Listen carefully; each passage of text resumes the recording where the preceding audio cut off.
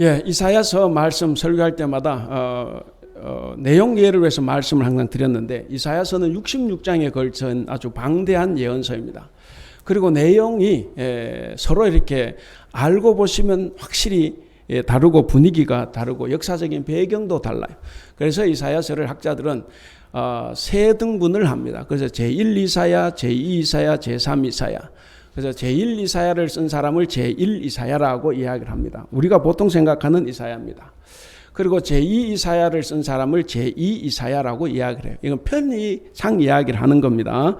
제3 이사야서를 쓴 사람을 제3 이사야다 이렇게 이야기를 하는데, 제1 이사야서는 1장부터 39장까지입니다. 이거는 이제 주전 8세기 예루살렘에서 활동했던 예언자로서 예루살렘의 멸망을 예언을 했습니다.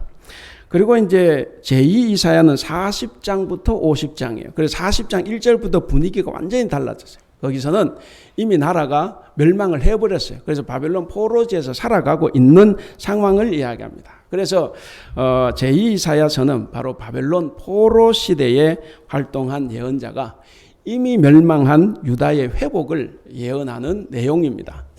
그리고 제3 이사야서는 이제 56장부터 66장까지 되어 있는데, 여기서는 다시 이미 귀환을 했어요. 귀환한 유대 공동체의 분열상을 바라보면서 하나가 될 것, 또 믿음을 바로 세워갈 것에 대한 희망을 전하고 있습니다. 그래서 이 세 부분이 그렇게 내용들이 다르다는 것을 알고 보시면 많이 달라요. 오늘 본문은 그럼 어디에 속했겠습니까? 55장이니까 제2 이사야서 마지막 부분입니다. 제2 이사야서에 속한 오늘 우리 본문 말씀은 바벨론 포로 상황에서 선포된 말씀이다 하는 것을 기억을 하시면 되겠습니다. 자, 이미 멸망을 했어요. 멸망당하기 전에는 39장까지 해서 멸망을 안 당하기 위해서 회개를 해라 뭐 별 말씀들 다 선포했는데, 이제는 이미 망한 유대인들이기 때문에 이들에게 회개 촉구는 이제 필요가 없어졌어요. 그리고 무슨 심판도 필요가 없습니다. 이미 심판을 받았어요. 그리고 이 사람들은 바벨론 포로지에 가서 그들의 신앙을 잘 다졌습니다. 그래서 신앙심도 이제는 좋아졌습니다. 그래서 이제 필요한 것은 더 이상의 회개도 심판도 아니라 바로 하나님의 위로와 축복, 회복만이 그들에게 필요합니다. 제2 이사야가 활동할 당시 주전 539년에는 바벨론이 이제 서서히 기울어가고 바벨론 동쪽에 있었던 페르시아, 성경에는 이제 바사라 그러죠. 이 페르시아 제국이 이제 서서히 확장을 하고 있었습니다. 그래서 이 페르시아가 바벨론에 어떻게 보면 무혈 입성을 할 정도로 승리를 하죠. 그들이 바벨론을 점령을 했을 때 바벨론을 파괴하지 않았습니다. 그리고 유화 정책을 폈습니다. 그래서 그 나라 바벨론이 잡아들인 수많은 민족들, 포로로 잡힌 민족들을 다 고국으로 돌아가도록 선포를 합니다. 그래서 이 페르시아 왕 페르시아 왕 고레스가 점령을 하자마자 이렇게 다 이제 돌려 보냅니다. 그 제2 이사야는 바로 이런 고레스를 하나님께서 보내신 구원자다라고 선포를 미리 했어요. 참 놀라운 일입니다. 이사야 41장 2절에서 4절, 여기 말씀을 우리가 있는 대로 한번 읽어보겠습니다. 시작. 누가 동방에서 한 정복자를 일으켰느냐? 누가 그를 가는 곳마다 승리하게 하였느냐? 누가 민족들을 그에게 굴복하게 하였느냐? 누가 그를 왕들의 통치자로 만들었느냐? 예, 계속. 그가 거침없이 질주하여 그들을 추격하니 미쳐 발이 땅에 닿지도 않는다. 누가 이런 일을 일어나게 하였느냐? 누가 역사의 흐름을 결정하였느냐? 태초부터 나 주가 거기에 있었고 끝날에도 내가 거기에 있을 것이다. 그러니까 이사야 41장에서 페르시아 왕 이 고레스를 이렇게 이스라엘의 구원자로 하나님께서 이미 세우셨다고 말씀을 하셨습니다. 하나님은 이 고레스의 활동에 관여를 하셨습니다. 그래서 고레스를 통해서 이 유다 민족을 구원의 길로 인도해 주셨습니다. 따라서 이 제2 이사야서 안에는 새로운 시대에 대한 희망과 기대로 가득 차 있습니다. 그리고 다시 한번 돌아가서 회복하는 이 유다의 미래가 대단히 긍정적으로 이렇게 적혀 있습니다. 자, 42장부터 우리가 잘 압니다. 42장부터 53장까지 여호와의 종의 노래라고 하는 노래들이 많이 있어요. 여러분 53장은 잘 알지 않습니까? 여호와의 종의 노래. 그 종의 노래가 이 53장에 이르면 최종적으로 고난과 죽음에 이르지만, 그러나 그 여호와의 종이 그 고난과 죽음을 다 극복하고 이긴다라고 하는 노래로 끝이 납니다. 자, 끝이 나고 이제 마지막 두 장이 남았어요. 제2사야서의 54장과 55장이 남죠. 이 54장과 54장에서는 이스라엘이 누릴 영광과 은혜와 복을 말씀하고 있습니다. 먼저 54장에서는 두 가지 내용이 적혀 있는데, 너희들이 포로에서 귀환할 것이다 라고 하는 내용이 이제 전반부에 실려 있고, 그 다음 후반부는 새 예루살렘의 모습을 거기서 말하고 있습니다. 그리고 오늘 본문 있는 55장, 마지막 55장에서는 포로 귀환한 이후에 그들이 어떤 복을 누리며 살아가게 되느냐 하는 것을 기록을 한 겁니다. 그래서 새로운 시대에는 새로운 열매, 이 열매들을 나눌 것인데 함께 나누도록 초청하는 그런 내용입니다. 자, 이사야 55장 1절을 보시면 첫 마디가 뭡니까? 거기 보시면 너희 목마른 자들아 물로 나오라 이렇게 되어 있죠. 그래서 바로 하나님의 적극적인 초청입니다. 이 초청은 가난한 자와 부자, 유대인과 이방인 가리지 않고 모든 사람에게 주어집니다. 그래서 거기 보면 너희 목마른 자들아 물로 나오라, 돈 없는 자도 오라. 너희는 와서 사뭇때 돈 없이 값 없이 먹고 사라는 거예요. 그리고 5절에는 보시면 이방인도 거기에 참여할 것을 이야기합니다. 그래서 이 하나님께서 초대하신 이 잔치는 모든 사람들이 다 만족할 만한 그런 잔치입니다. 이러한 풍요로움은 절대로 사람이 만들 수 없어요. 누구만이 만들 수 있습니까? 바로 우리 하나님만이 전적으로 만들어가고 이루실 수 있는 일입니다. 따라서 우리는 오늘 본문이 포함되어 있는 이 55장에서 이방인을 포함한 모든 백성들을 향하신 하나님의 그 지극하신 사랑을 우리가 발견할 수가 있습니다. 특히 오늘 본문은 짧지만 오늘 본문은 바벨론에 포로로 잡혀간 이스라엘 백성들이 노예처럼 살고 있는 이 삶이 얼마나 고단하겠습니까? 자신들의 삶이 너무나 고통스러운데 그 끝마저 언제 끝날지 모르는 그런 아픔 가운데에 있습니다. 그렇게 긴 시간을 보내다 보니까 하나님께서 용서해 주시겠다, 해방시켜 주겠다 하는 이 약속의 말씀마저도 점점 희미해져 갑니다.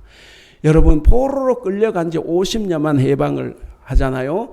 우리는 35년 일제시대 또 힘들었지 않습니까? 50년이면 얼마나 길겠습니까? 그래서 그 사이에 하나님이 정말 약속하신 대로 우리를 구원해 주실까라는 의문이 들기 시작을 했습니다. 이 새로운 의문이 들면서 그들에게 점점 더 절망스러운 상황으로 몰려가고 있습니다. 여러분, 우리가 의심을 하면 자꾸 불안해지죠. 이렇게 불안해하는 이 이스라엘 백성들을 향해서 하나님은 이 제2 이사야 예언자를 통해서 말씀해 주시는 겁니다. 걱정하지 말아라. 염려하지 말아라. 내가 한번 말한 것은 반드시 이룬다. 너희들은 반드시 고국으로 돌아갈 것이다. 내가 말한 대로 이루어질 것이다 라고 희망을 주시는 말씀이 오늘 본문입니다. 여러분, 하나님께서 이스라엘 백성들을 포로에서 구원하셔서 고국으로 다시 돌아가게 해 주신다는 이 하나님의 지극하신 사랑, 그 사랑이 오늘 이 본문에 담겨 있습니다. 바로 그 약속의 말씀이 담겨 있는 것이 오늘 본문입니다. 우리도 마찬가지입니다. 하나님께 이렇게 약속해 주셨지만 이스라엘 사람 잘 못 믿은 것처럼 시간이 가면서 우리도 그래요. 요즘에는 과학을 우상처럼 떠받드는 시대에 살아가고 있습니다. 이런 시대에 살아가고 있는 우리 성도들은 하나님을 믿지만 하나님의 약속의 말씀, 하나님의 말씀은 의심할 때가 많습니다. 오늘은 성령 강림절 후 6번째 주일입니다. 오늘 주어진 본문 말씀을 통해서 우리가 이번 주간에 훈련해야 될 신앙 자세는 바로 하나님의 약속을 믿고 따르기입니다. 자, 오늘 이 말씀을 통해서 이전에 하나님께서 말씀하신 이 약속의 말씀을 어떻게 우리가 다시 믿고 신뢰하고 따라갈 수 있는지에 대해서 우리가 함께 말씀을 나눌 것입니다. 그래서 우리는 이 말씀을 듣고 우리도 새롭게 결단을 하고 하나님의 말씀을 믿고 신뢰하며 살아가는 이번 한 주간이 될 수 있기를 바랍니다. 자, 먼저는 10절에서 11절 말씀입니다. 이 하나님의 말씀은 소멸되지 않고 반드시 이루어진다 하는 것입니다. 오늘 본문에서 가장 두드러지게 나타나는 교훈, 메시지가 뭐냐면 바로 하나님의 말씀의 능력이에요. 하나님의 말씀의 능력, 여기에 관한 것이 주된 교훈입니다. 40장 8절에 보면 이사야 40장 8절에 보면 이런 말씀이 있습니다. 풀은 마르고 꽃은 시드나 우리 하나님의 말씀은 영원히 서리라. 여러분, 하나님의 말씀의 영원성과 그리고 그 성취에 대한 확실성을 오늘 본문은 말해주고 있습니다. 그럼 생각을 해보세요. 당시 바벨론에서 포로로 살아가고 있었던 이 이스라엘 백성들은 하나님의 백성인 자신들이 이렇게 포로로 끌려와서 살고 있다는 것을 믿을 수가 없었습니다. 처음엔 이해할 수가 없었어요. 어떻게 우리 하나님이 바벨론의 신보다 더 약하냐? 자기들의 죄는 생각하지 않고 그런 이해할 수 없는 물음을 던졌습니다. 하나님께서 약속하시고 주셨던 그 땅, 가나안 땅을 잃어버린 이들에게는 다른 어떤 희망도 다시 찾을 수가 없는 그런 상황이었습니다. 오늘 우리도 그렇습니다. 과학 만능에 빠져 살아가는 우리 역시도 시간이 가면 갈수록 하나님의 말씀의 능력을 의심합니다. 인간이 마치 모든 것을 다 할 수 있는 것처럼 생각을 합니다. 보이지 않는 하나님, 보이지 않는 하나님의 말씀의 능력보다는 눈에 보이는 돈과 권력을 훨씬 더 의지합니다. 보이지 않는 하나님보다는 내 옆에 있는 사람을 더 의지하는 것이 우리의 모습이기도 합니다. 또한 우리는 자신이 세운 계획을 다 이루어낼 수 있다고 호언장담하기도 합니다. 그러나 사람에게는 할 수 없는 일들이 더 많아요. 할 수 있어도 안 하는 일이 나에게 손해가 되니까 안 하는 일이 더 많이 있을 수도 있습니다. 요즘 우리 사회에 몇 주 전에 철인 3종 경기 선수인 최숙현 선수가 가혹행위를 꾸준히 받아서 이렇게 그 처벌을 요구를 했지만 어디에서도 그 이야기를 들려주지 않았습니다. 그래서 자기 목숨을 스스로 끊음으로써 이러한 진실을 밝혀야 되겠다라고 생각하고 죽은 안타까운 소식을 우리가 잘 알고 있을 것입니다. 자, 이때 대한체육회장이 말을 했어요. 내가 직을 걸고 내 자리를 걸고 이것을 반드시 조사를 하고 재발 방지를 하겠다 이렇게 말을 합니다. 여러분 그 말 믿어요? 작년에 그 쇼트트랙 심석기 선수가 역시 그런 일이 있어서 초등학교 선수 시절부터 꾸준히 성추행과 이 강간을 당했다고 폭로했을 때도 그때도 지금 이 대한체육회장이 말했어요. 이걸 뿌리 뽑겠다. 그리고 다시 이런 일이 생기지 않도록 재발 방지하도록 최선을 다하겠다. 그런데 1년이 지나도 바뀐 것이 없어요. 그러면 지금 이렇게 하면 내년에는 바뀌겠습니까? 저는 그럴 리가 없을 거라고 봅니다. 여러분, 사람의 말은 다 믿을 수도 없지만 자신이 말한 대로 지킬 수 있는 능력도 없습니다. 사람은 신실하지 못해요. 근본적으로 우리는 신실하지 못합니다. 여러분, 사람의 말이 진실하냐 진실하지 못하냐 하는 것을 어떻게 알 수가 있습니까? 그것은 그 사람의 행동을 보면 우리가 알 수가 있습니다. 그 사람이 진실하다고 하면 자기가 말한 대로 살아갈 것입니다. 그 사람이 진실하다고 하면 자기가 지키지 못할 말은 하지 않을 거예요. 그러니까 자기가 말한 것은 다 지킬 것입니다. 그런데 진실하지 못한 사람은 말한 것을 그대로 지키지 않습니다. 우리 정치인들 보세요. 얼마나 많은 공수표를 남발을 합니까? 그러나 하나님은 진실하십니다. 하나님은 하시지 못할 일이 없습니다. 당신이 하신 말씀을 못 지킬 분이 아닙니다. 하나님은 당신이 말씀하신 것은 그 무엇이든 반드시 다 이루십니다. 하나님께서 오늘 본문에서도 분명히 말씀하십니다. 우리 11절을 같이 한번 읽어보겠습니다. 11절 시작. 내 입에서 나가는 말도 이와 같이 헛되이 내게로 되돌아오지 아니하고 나의 기뻐하는 뜻을 이루며 내가 보낸 일에 형통함이니라. 자, 이 말씀의 의미는 보는 대로죠. 내가 한 말, 하나님의 말씀은 결코 헛되이 돌아오지 않는다. 반드시 이룰 것이다. 성취함이 없는 하나님의 말씀 없다라고 하는 뜻을 담고 있습니다.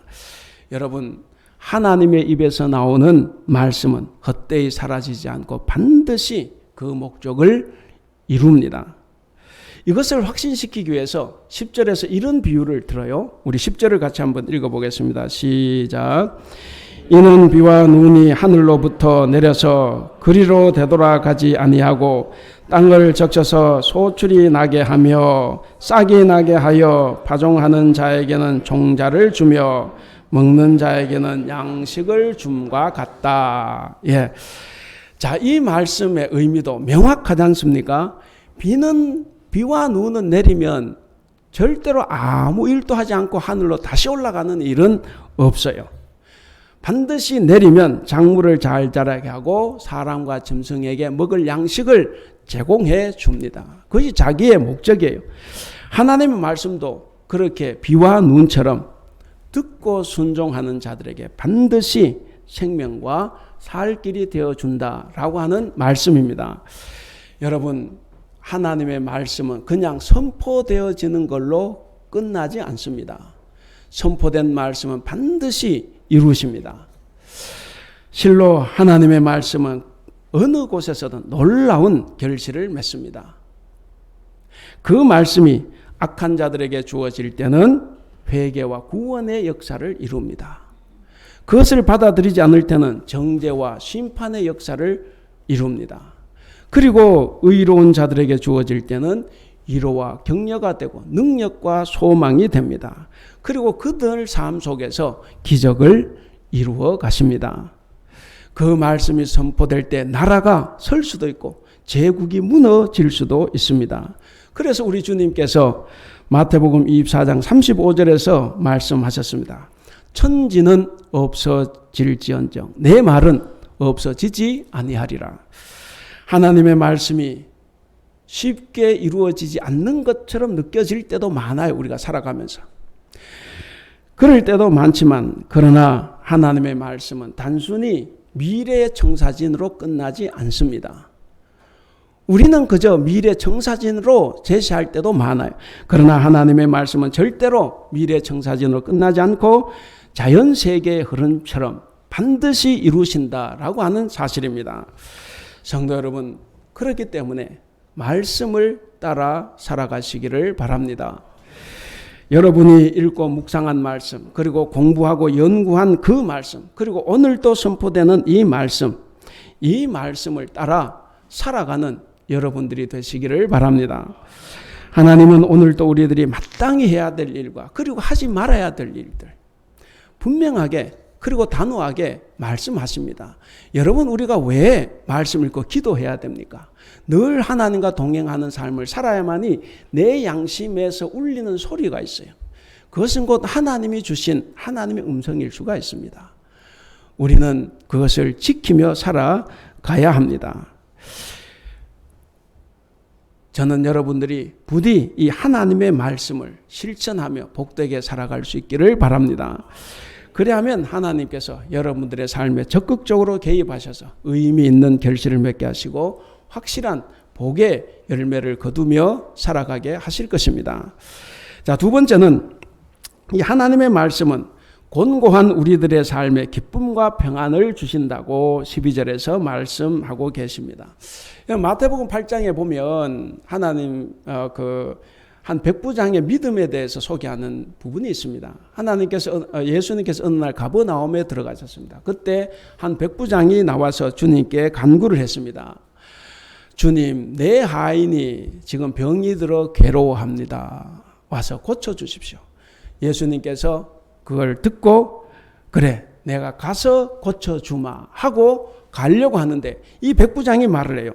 주여, 안 가셔도 됩니다. 다만 말씀만 하옵소서. 그래도 내 종이 낫겠나이다. 예수님께서 이 말씀을 들으시고 그의 믿음을 대단히 기이하게 여겼습니다. 그러면서 이스라엘 중에 이만한 믿음을 가진 사람을 본 적이 없는데 어떻게 이방인이 말씀만 해도 고쳐진다는 이 믿음을 갖고 있냐 하는 거죠. 그래서 예수님 말씀대로 그리고 백부장이 믿은 대로 그 종은 병이 나았습니다. 이런 기쁨을 본문은 이렇게 표현을 합니다. 12절 우리 같이 한번 읽어보겠습니다. 12절 시작. 너희는 기쁨으로 나아가며 평안히 인도함을 받을 것이요 산들과 언덕들이 너희 앞에서 노래를 바라고 들의 모든 나무가 손뼉을 칠 것이며. 자, 거기 보시면 너희가 기쁨으로 나아가며 평안히 인도함을 받는다. 지금 어디로 나가고 뭔 인도를 받아요? 출바벨론이죠. 지금 바벨론에서 해방되는 것을 이야기하는 겁니다. 그러니까 이 예언은 출애굽 사건과 같은 바로 출바벨론 사건이 일어날 것이라는 것을 지금 예언하는 내용입니다. 그럼 이스라엘 역사상 구약 성경에서 가장 위대한 사건이 뭡니까? 바로 출애굽 사건이에요. 이 출애굽 사건을 하나님께서는 되짚어 주시면서 기쁨과 평안함으로 바벨론에서 벗어날 것이다 라는 것을 지금 여기서 약속해 주십니다. 그래서 하나님의 말씀을 믿고 받아들이고 순종하는 자들은 하나님의 인도하심을 따라서 자신들을 속박하던 바벨론에서 벗어나게 됩니다. 여기서 또 그 다음 이야기가 있죠. 산들과 언덕들이 너희 앞에서 노래를 바라고 들의 모든 나무가 손뼉을 칠 것이며 라는 말이 있습니다. 우리가 이 말도 눈여겨봐야 됩니다.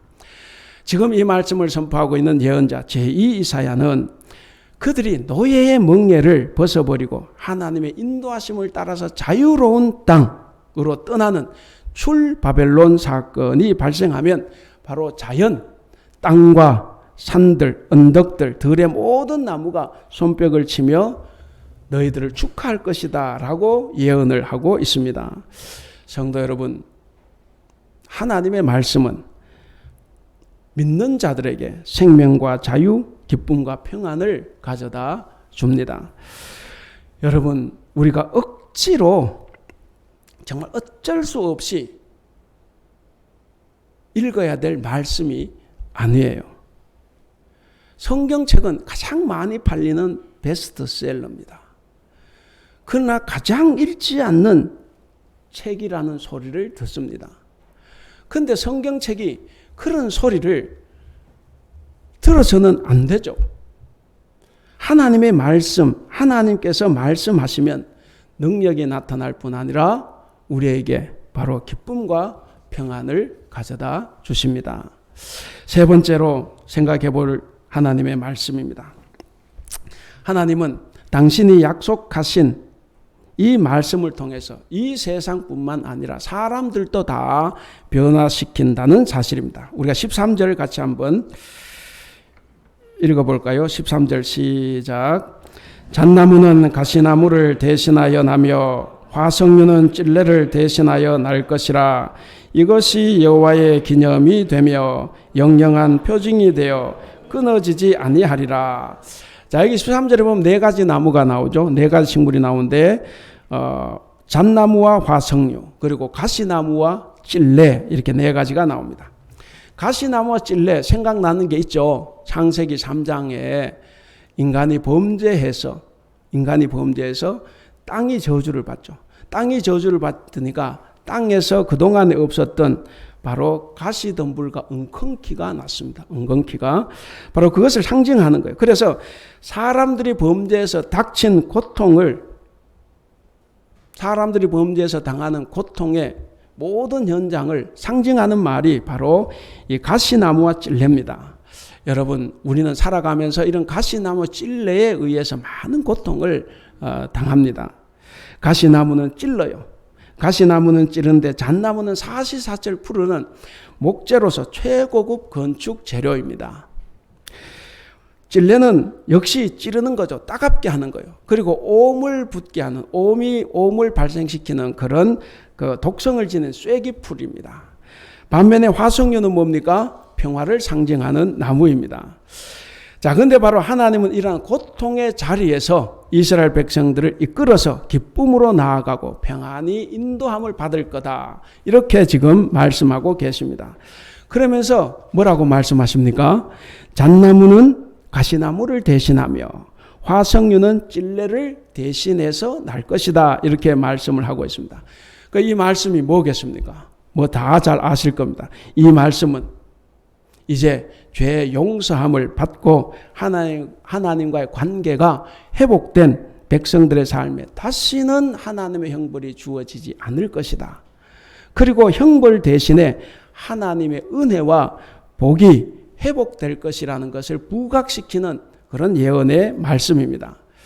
여러분, 하나님이 말씀하시면 모든 것이 다 변화가 됩니다. 모든 것이 다 좋은 것으로 변화가 됩니다.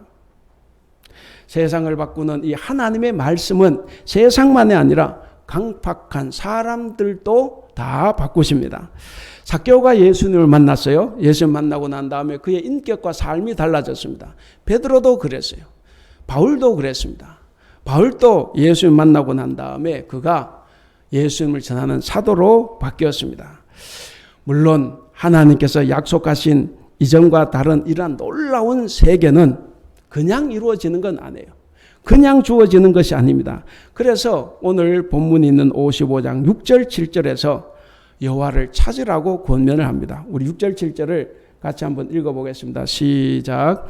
너희는 여호와를 만날 때에 찾으라. 가까이 계실 때에 그를 부르라. 악인은 그의 길을, 불의한 자는 그의 생각을 버리고 여호와께로 돌아오라. 그리하면 그가 긍휼히 여기시리라. 우리 하나님께로 돌아오라. 그가 너그럽게 용서하시리라. 내용이 뭡니까? 회개하라는 거예요. 회개하라. 악한 길, 불의한 일을 다 버리고 여호와께로 돌아와야만 새로운 세계를 누릴 수가 있고 경험할 수가 있습니다. 여러분, 회개하고 하나님께로 돌아와서 성화의 삶을 살아가는 모든 자에게 장차 이 땅에서 있는 모든 질고를 다 벗겨주시고 그리고 새로운 세계인 천국의 기쁨과 복락을 누리게 될 것이라고 하는 말씀입니다. 여러분, 혹시 여러분들이 죄로 인해서 여러분들의 삶이 가시와 찔레처럼 고통스러운 자리에 처해 있다고 하면 절대로 여러분 혼자서 그 문제를 해결하고자 노력하지 말기 바랍니다. 그 문제를 가지고 하나님께로 나오시기를 바랍니다. 여러분, 우리 하나님께서는 그 어떤 죄도, 그 무거운 짐도 다 해결해 주시고 벗겨 주십니다. 그래서 방금 읽은 7절에서 그렇게 말하는 거예요. 악인은 그의 길을, 불의한 자는 그의 생각을 버리고 여호와께로 돌아오라. 그리하면 그가 긍휼히 여기시리라. 우리 하나님께로 돌아오라. 그리하면 그가 너를 너그럽게 용서해 주신다 말씀하십니다. 여러분, 우리는 간혹 어떤 사람들 우리가 생각하는 일정한 선을 넘는 악한 일을 저지르면 구제불능이라고 해서 포기해 버릴 때가 많습니다. 또 자기 자신에 대해서도 마찬가지예요. 자기 자신에 대해서도 자기 자신이 지은 죄 도저히 용서할 수가 없어서 큰 죄책감에 시달리다가 자기 자신을 포기하고 자기의 생명을 끊을 수도 있습니다. 우리가 어젠가 그제 서울시장이 자살한 것을 봤습니다. 그것처럼 내 죄가 너무 크고 죄책감에 시달려서 나 자신을 포기할 수 있어요. 그러나 어떠한 경우에도 비록 타인도 포기하고 자신도 포기를 한다고 해도 절대로 나를 포기하지 않는 분이 한 분 계십니다. 바로 그분이 우리 하나님이십니다. 우리 하나님은 어떠한 죄인이라도 그가 진실하게 회개를 하고 돌아서면 하나님께서는 주저하지 않고 용서해 주시고 모든 것을 다 회복시켜 주십니다. 여러분이 이 사실을 안다고 하면 우리는 그 누구도 그 어떤 일도 비난하지도 말고 욕하지도 말고 포기하지 않기를 바랍니다. 박원순 시장이 자살한 것을 보면 정말 아파요. 저 사람보다 잘못이 더 없는 나는 두 눈 멀쩡히 뜨고 살아가는데 깨끗하게 살다 보니까 어떤 죄가 드러나면 심지어 누구는 모함을 받아도 죽음으로 끝을 낼 때가 있습니다. 여러분 누구를 원망하지도 말고 욕하지도 말고 우리 자신의 죄를 돌아볼 수 있기를 바랍니다. 그리고 우리의 죄를 가지고 하나님 앞으로 나올 수 있기를 바랍니다. 여러분 하나님께서는 그 어떤 부분도 다 용서해 주십니다. 그가 죄인이었던 아니었던 관계가 없습니다. 그게 타인의 문제건 내 자신의 문제건 다 상관이 없습니다. 그 어떤 아픔과 슬픔, 상처와 고통 때문에 우리는 좌절하지 않을 수 있습니다. 우리가 정말 하나님께로 모든 문제를 가지고 나온다면 우리는 상처받을 일도 없고 좌절할 일도 없습니다. 우리 하나님께서는 우리가 우리의 문제, 우리의 죄를 가지고 주저하지 않고 하나님께로 나올 때 하나님은 자비로우신 분입니다. 하나님은 은혜로우신 분이기 때문에 온전히 우리의 삶을 다 치료해 주시고 회복시켜 주십니다. 그리고 복된 것으로 다 새롭게 채워 주십니다. 성도 여러분, 저와 여러분은 꼭 기억해야 되고 잊지 말아야 될 것이 있습니다. 하나님은 자비로우신 분입니다. 하나님은 인내하신 분입니다. 은혜로우시고 진실하신 분이라는 것을 꼭 기억하시기 바랍니다.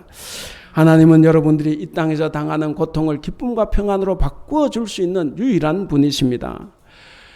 앞에서도 말씀드렸지만 그런데 우리 사랑하는 성도 여러분, 우리가 바로 기쁨과 평안을 얻으려고 하면 반드시 관문 하나를 거쳐야 합니다. 그것이 뭡니까?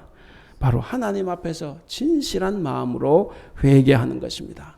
여러분 우리가 성경 말씀을 읽거나 들을 때 우리가 얻을 것은 회개입니다. 우리는 성경 말씀 읽을 때도 회개를 보지 못해요. 설교 말씀을 들을 때도 설교 말씀을 전하는 사람도 항상 은혜와 사랑만 전하고 위로만 전해요. 여러분 성경을 읽어보세요. 성경은 전부 다 우리의 죄를 지적하는 이야기예요. 물론 한국교회는 위로와 격려 때문에 성장을 했습니다. 그래서 한국교회가 죄에 대한 책임을 말하지 않고 위로를 전했기 때문에 대형교회가 됐습니다. 그러나 오늘날 한국교회가 어떻게 됐습니까? 여러분들이 성경 말씀을 읽거나 설교 말씀을 듣거나 할 때 우리의 죄가 드러나야 됩니다. 그리고 그 죄를 회개할 수 있어야 합니다. 그럴 때 하나님께서는 우리 삶의 모든 고통을 평안과 기쁨으로 바꾸어 주십니다. 반드시 회개해야 합니다. 회개하지 않고 자신의 삶을 변화시키지 않으면 하나님께서는 절대로 우리의 고통을 기쁨과 평안으로 바꾸어 주시지 않습니다. 그러므로 사랑하는 우리 성도 여러분, 우리 모두 다 회개하여 죄 사함을 받은 자로서 구원받은 자로서 성화의 삶을 살아갈 수 있기를 바랍니다. 그 성화의 삶을 살아감으로써 궁극적으로 천국의 영원한 영화를 누리는 저와 여러분들이 될 수 있기를 바랍니다. 이제 말씀을 맺겠습니다. 오늘 10절 말씀처럼 비와 눈이 토지를 적시고 싹이 나게 하고 그리고 열매를 맺게 합니다. 사람들에게 가축들에게 양식을 제공해 줍니다. 그것처럼 하나님의 말씀도 결코 헛되이 다시 되돌아가는 일은 없습니다. 하나님 입에서 한번 나온 말씀, 하나님께서는 반드시 그 말씀대로 이룹니다. 사람들은 하나님의 말씀을 믿기보다 경제 지표를 먼저 봅니다. 그리고 소유의 많고 적음에 따라서 기뻐하기도 하고 절망하기도 합니다. 여러분, 그러나 우리가 정말 현명한 신앙인이라고 한다면 누구의 말을, 어떤 것을 더 신뢰해야 되느냐, 우리는 다 알 수 있습니다. 우리는 다 판단할 수 있어요. 뭡니까? 하나님의 말씀입니다. 하나님의 말씀은 하나님이 직접 성취하십니다. 사랑하는 우리 성도 여러분, 하나님의 약속을 믿고 따르십시오. 그 말씀이 여러분께 생명과 기쁨과 평안을 선물할 것입니다. 여러분들이 그 말씀의 역사를 믿어 의심하지 않는다고 하면 하나님은 여러분들이 이 땅에서 당하는 모든 고통을 기쁨과 평안으로 다 바꾸어 주실 것입니다. 오늘 제목이 뭡니까? 제목을 같이 읽겠습니다. 시작. 그리스도인 약속을 믿고 따르는 사람. 사랑하는 우리 성도 여러분, 오늘은 성령 강림절후 6번째 주일입니다. 그리고 우리는 이 6번째 주간에 바로 성취력이 있는 이 하나님의 약속의 말씀을 믿고 그 말씀대로 살아감으로써 저와 여러분들이 가시나무와 찔레처럼 남을 찌르고 아프게 했던 우리의 이기적인 성품도 다 바꾸고 또한 힘들고 고통스러운 삶의 환경마저도 다 변화시켜 나감으로써 기쁨과 평안이 가득한 이번 한 주간의 삶이 될 수 있기를 주님의 이름으로 축원합니다. 기도하겠습니다. 사랑이 많으신 우리 하나님, 우리가 우리의 생각, 나의 소견이 아닌 오직 주님의 말씀만 따라 살게 하옵소서. 아직도 자기 소견에 오른 대로 살아가는 우리의 형제들, 자매들을 봅니다. 그들을 불쌍히 여겨 주시옵소서. 그들이 다 주님의 말씀을 깨달아 마음의 문을 열게 하셔서 거듭나게 하여 주시옵소서. 우리들이 성경을 읽고 공부할 수 있을 때에 마음껏 공부하고 읽을 수 있도록 도와주시옵소서. 우리가 살아있을 때에 회개할 수 있을 때에 회개하며 우리의 삶을 변화시켜 나갈 수 있도록 우리를 도와주시옵소서. 하나님께서는 당신의 백성을 결코 포기하지 않으시며 우리가 이 땅에서 당하는 고통을 기쁨과 평안으로 바꾸어 주신다는 것을 믿고 주님께 소망을 두고 살아가게 하여 주시옵소서. 감사하며 우리 주님 예수님의 이름으로 기도하옵나이다. 아멘.